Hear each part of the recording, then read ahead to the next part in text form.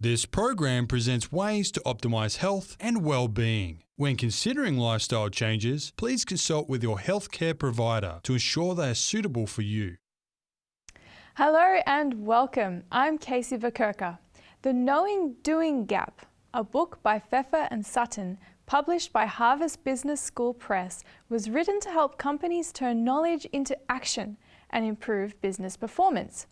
This book identifies and addresses the disconnect between knowledge and action in the business world. But business is not the only place where this gap exists. It often exists in our own individual lives, where we know what we ought to do to live well, but struggle to do it. Stay tuned as we look at how to bridge the gap between lifestyle knowledge and action.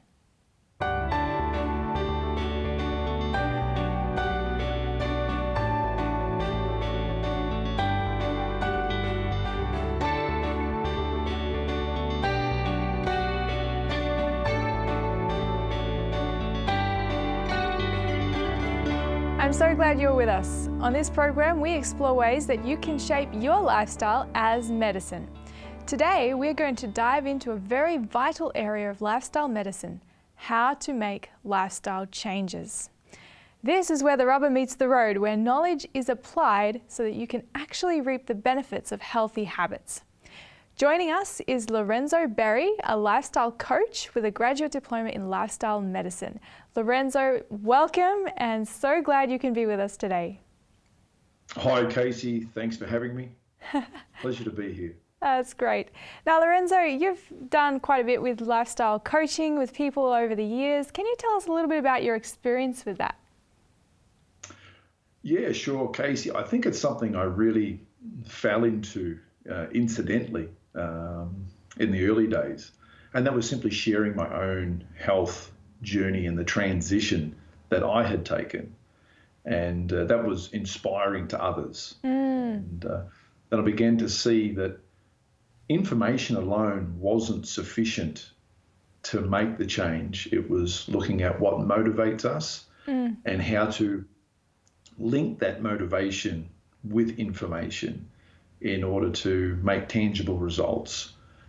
So from those early days, I then transitioned into primarily, I guess, helping people with their smoking addiction. And so it was a very focused lifestyle change as we worked through, and that's a journey that's probably 20-something years now that I've been working with people at different times, helping them quit smoking. And then I have maybe a dozen years across the fitness industry that, you can see many people who would even turn up to a gym, say, and not get the results they're looking for because of a number of factors that were holding them back, that sat behind really their exercise and their motivation and commitment to exercise. So, yeah, it's a field I've been involved with for some time, and then chose over the last, probably 6 years to do formal training and qualifications in that space that have certainly enhanced my, I guess, hands-on experience.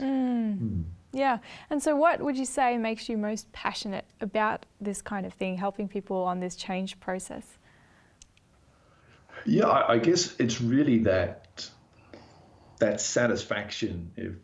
I'm sure many people can relate to the aha moments that we have when we've been working away at something, whether it's a jigsaw puzzle and you've got the final piece in, or you found the last word in a crossword, or just that moment when the light bulb gets turned on in our lives and we see that there's a new piece of life, whether it's information or whether it's an experience that gives us a greater sense of fulfillment and meaning and purpose.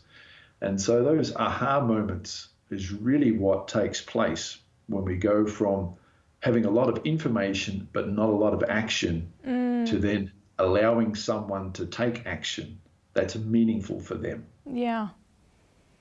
Yeah, so this is really something that's transforming people, isn't it? Helping them through that process. And You mentioned before you've had sort of your own journey of lifestyle change and having to grow through that, and that would also feed into your experience and passion as well.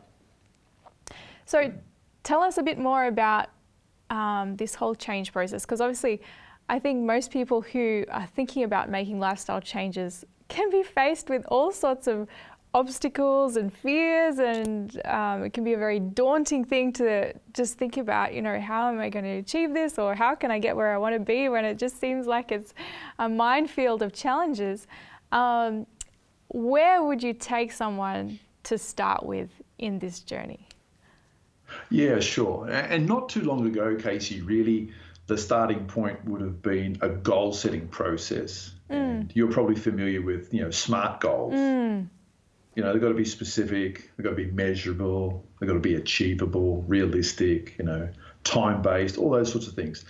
Now, they're good, but it's not the whole story. So for anyone who's viewing this today and they've been setting SMART goals and still getting frustrated that they're not getting the traction that they're desiring, and some would say even deserving, it's because SMART goals really only address a small part of the problem when we talk about desired change. And it identifies the what.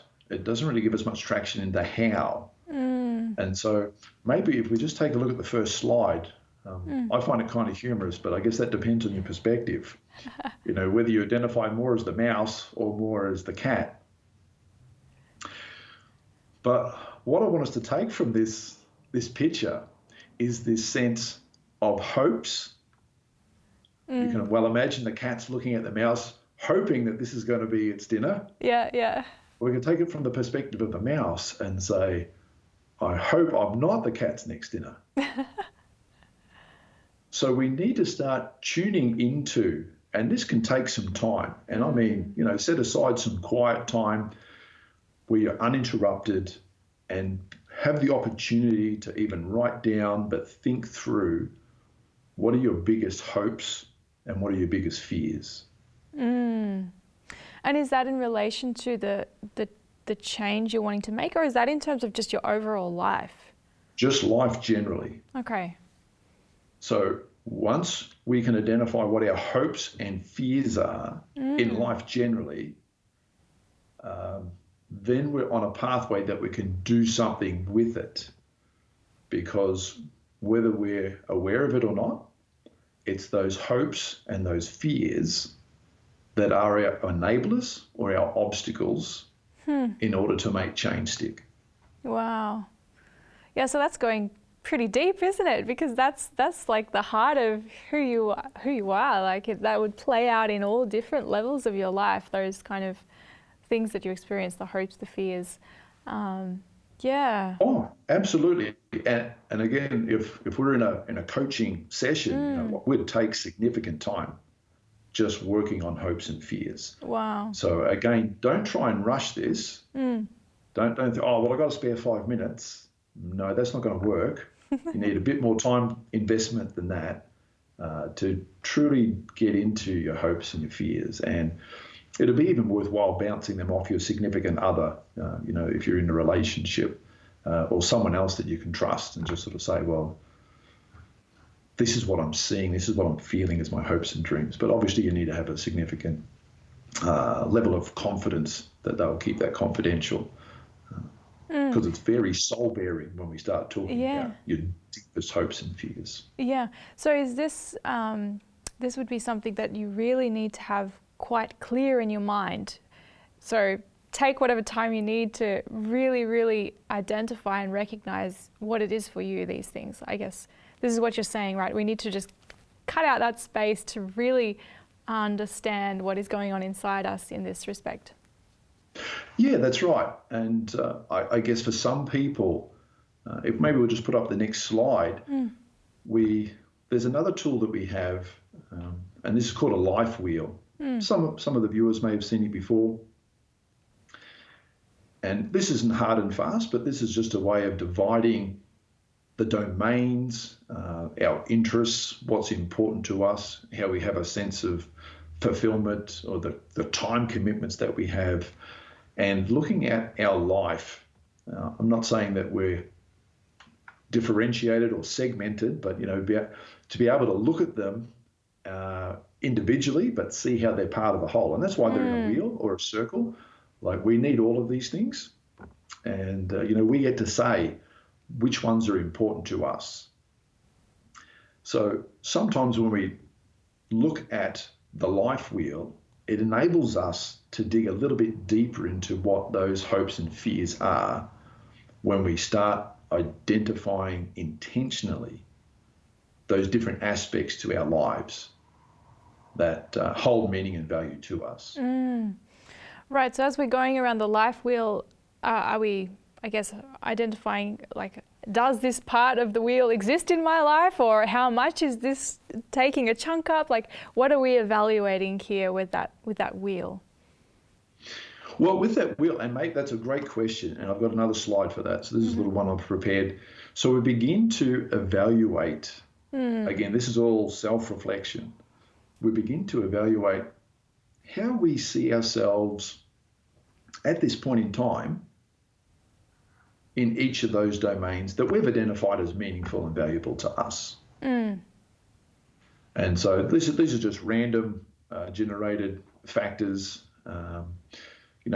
If you want to imagine a scale of 0 to 10, with 10 being on the outermost circumference of the circle, we can put a relative weighting on each of these areas. So as you can see there, you may be traveling fairly comfortably with your financial goals and the financial aspect of your life. You may be okay with academic, career. You may, when you're honest with yourself, you may have a sense that maybe I've sacrificed some intimacy, maybe I've sacrificed some of my friendships in order to be more successful. If I use that word in academia or in career or in finances, and maybe some of those areas where I'm experiencing greater success, I may need to pull back on a little bit. But when we can reflect and evaluate how we are traveling in each of these important domains, and again, I'll stress that these are our self-identified. We know they're all important to us, but when we can reflect and sort of say, oh, well, I'm traveling better in this domain than another, and we start asking the why question. Why am I traveling better in that domain than another? And it's this process that helps us discover what our biggest hopes and what our biggest fears are, because it's those hopes and fears that are even subconsciously driving our behavior and why some areas are more developed than others. That's so interesting. And that's, I guess, is really demanding a very honest look at oneself, because sometimes you can have, perceptions of yourself that might not align properly with reality, and you've got to come to terms with that. What is actually going on here to be able to, I guess, you have to have an honest look at yourself in order to be able to have any constructive learning from it and gaining knowledge to move forward from it. Yeah, you're absolutely right. And it's, sometimes we don't always like what we see in the mirror. Yes. So we have a choice then. We can either say the mirror's wrong and go away and not even attempt to make change, or we can say, well, actually the mirror's right. As uncomfortable as I might be seeing what I see in the mirror, it's going to guide me into what I need to address in order to thrive, in order to flourish, and to have a meaningful life. Yeah, so I really, with that wheel, we are looking for quite a balanced spread across all of the aspects. I'm guessing in order to have a lifestyle that is, I guess, flourishing, you would say. You've got all the right pieces of the puzzle together in the one place to make the picture. So, the parts that we identify as small would be, I guess, highlighting areas that we're wanting to target for change. Would that be about right? Well, again, there's many reasons why we look at a life wheel, and certainly they're one of those things that would prompt us what we need to address to keep life in balance. And indeed, that's a goal. I deliberately showed an unbalanced life wheel. One, because it's very common. Yes. It takes a lot of intentionality to build a balanced life. Life, I think for many of us, we just assume that life is balanced because of what we've learnt typically from our families of origin. And so we just assume that that's a fulfilled life moving forward. It's only when we're posed with new experiences, new challenges, that perhaps we were able to evaluate and say, well, actually, that's part of my life where I'd like to spend more time. I want to spend more effort investing in that part of my life because, it's important to me, and I haven't realized just how undeveloped it is. So it's certainly a useful tool in helping us to identify those areas where we perhaps more comfortably want to grow in, because again, these are all important areas of our life that we've identified. Yeah, absolutely. And so obviously now this whole process, we've thought about our hopes and fears, we've gone through this life wheel, and that has also highlighted maybe some more hopes and fears we didn't realize until we looked at those different areas of our lives. How do we bring those two like self-evaluative processes together to then, I guess, move forward in understanding where is the best point for us to make a change from here?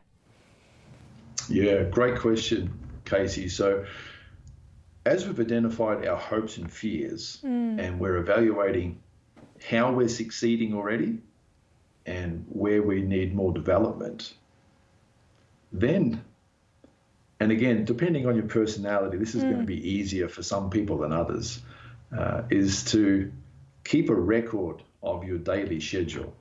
Oh, okay. Yeah.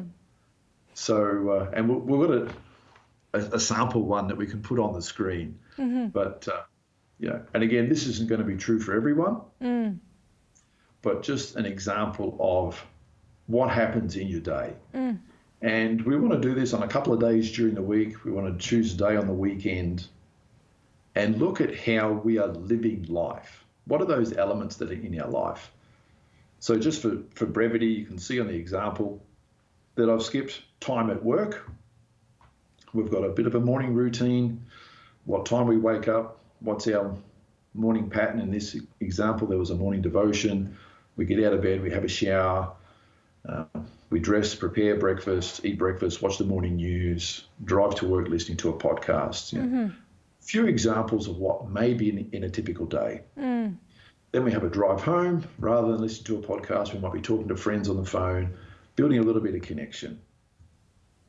Then we're eating dinner with the family, and then what happens at the end of the day after that. So there's elements in the work life, elements in the personal life that we just want to acknowledge that take place day in, day out. Now, these are important as we understand our schedule and our daily habits, because our hopes and our fears have a direct interface with our daily habits. So it's those hopes and fears that we've now identified and brought to the surface. They've always been there, but we've just brought them to the surface, and now we're consciously aware of them. And as we now take a look at our daily habits, we begin to see how the way we live is an expression of those hopes or fears. Wow, that's interesting how deep that goes, all the way into things that we would take for granted. Oh, that's just normal, like that's just life. But it's actually comes right back to the heart of, those inner beliefs and things. It is. And so when we talk about our daily habits, and again, I'll take an example from coaching someone who wants to quit smoking cigarettes. We look at that daily routine, and we'd be looking for, say, when they reach for their first cigarette, and we want to have a conversation about why they're reaching for their cigarette at that time of the day. Yes. And there's a pattern. There's a pattern of how they live. And why they reach for that cigarette is embedded into their hopes and fears. Okay, It's not an unrelated habit. There's always a reason behind it. Yeah. So I guess. And so then sorry, go ahead. Sorry. I guess then, say with the smoking example, they have, I don't know, let's say they have a smoke in a break after, I don't know, in the mid-morning or something. And the hopes and fears that might be interrelated with that, can you give us just some examples just to sort of see this connection a bit more? Yeah, well, see, there's a physiological addiction to nicotine. I'm not discounting that. One of the interesting things with nicotine is that it's referred to as a biphasic drug, which means that it will make you think that you are relaxing if that's what you want it to do. Or it will make you think that you're getting excited, you're getting prepared for something desirable to take place if that's what you want it to do. So it's a really challenging drug of addiction in that sense, because whatever mood you're in, whatever you're looking for, nicotine will give it trick your brain into thinking that's what you're experiencing. Where physiologically it's having exactly the same effect on your body. But mentally, it's telling you whatever you want it to tell you. So there could be just a sense of withdrawal while they might reach for it at mid-morning break. It can equally be an example that, I've had an exhausting first part of my work shift and I need to relax. Or it's like, I've been feeling pretty flat. I need to have a smoke and get prepared for the next phase of the shift. So I guess then what you're hoping for in that break, like nicotine's going to give it to you, if you will. Absolutely. And so I guess in terms of other aspects of our routine, we probably don't often think about how much our hopes are feeding into what we are doing in that particular time. No. Yeah. And again, a lot of this happens subconsciously. Yeah. When we go through a process of raising that, we now become more aware of what is driving us and why we have the daily pattern or the daily habits that we do. And that's a strength, because when we identify what our daily habits are and how they reinforce our current mode of thinking, our current fears or current hopes, or are going to work towards enabling us to make the desired change. It comes down to our daily habits. Okay, so that's really interesting. And I guess if we think about all that we've talked about so far, we've talked about, first of all, thinking about our hopes and fears, and then the lifestyle as a whole, using the wheel, and then we've looked at our daily schedule and how all of this interplays together. Is there anything else that we ought to consider or that's helpful to look at that can help bring us together with this picture of where we are at the moment and understanding that so that we know how we can move forward? Yeah, thanks, Casey. And maybe we'll just put a picture up at this time. I think the easiest way for most people to get traction in making the change they want, and perhaps none of us are aspiring to be Elon Musk, but I put Elon there for a reason. This guy has a super refined schedule to every 5 minutes. Wow. His day is scheduled to every 5 minutes. So it's not just, I'm going to check emails for half an hour. I'll check emails for 35 minutes. Like, it's very precise. The power in understanding our daily habits and having a schedule and looking where we spend our time isn't only about how much time we have available, but understanding those patterns of behaviors that are either bringing us towards or taking us away from our goal. And so again, Elon Musk, because of his super refined schedule and the fact he doesn't sleep a whole lot, so he's not the model for everything, but he demonstrates what can be achieved in working towards a goal because of the way he's structured his day. Now, some of us are uncomfortable with the word structure, again, because of our personality, but it's understanding the rhyme and the rhythm to our day. And by finding someone who's already doing what we'd like to do and understanding how they've managed that time in their day enables us to follow that to a degree and put it in place. So if we go back to our example earlier about having what we do first thing in the morning, I suggested we wake up and there was devotion. Someone like Dwayne Johnson, The Rock, he gets up at 4:30 in the morning and he has a 2-hour gym session. Yeah. So if you wanted to build a physique like Dwayne Johnson, you know that you're going to have to invest a lot of time in the gym over many years in order to get it. There's just some things that you need to do. So that's what I mean by finding someone who's already doing what you would like to achieve and understanding what they've included in their day to make it happen. So this is giving you both the inspiration as well as perhaps some insights as to some practical strategies to get towards the place that you want to be as well. Absolutely. And, we're more and more, visual people. We process information and a lot of it's coming at us visually. But to find someone, whether it's a celebrity or whether it's your neighbor, maybe it's a relative who's already made that journey and is focusing on an area of your life that you've now gone, hey, I want to give more attention to this aspect of my life, whether it is your career, whether it is finances, whether it is relationships, and saying, well, what is it about how I'm doing my day now that's going to facilitate me making a lasting change moving forward? Thank you. That's really awesome, those tips and advice. And I'm looking forward to taking this subject further in the next session with you. It feels like we've just scratched the surface, but thank you so much for joining us today and look forward to next time.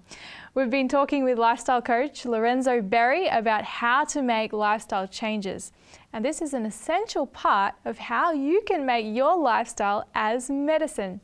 In the next program, we will take this topic further and unpack in more detail what's involved in a successful change process. So please join us then. If you have comments or questions about this program, or if there's a topic you'd like us to discuss, contact us on health@3abnaustralia.org.au. Thank you so much for joining us, and remember to shape your lifestyle as medicine.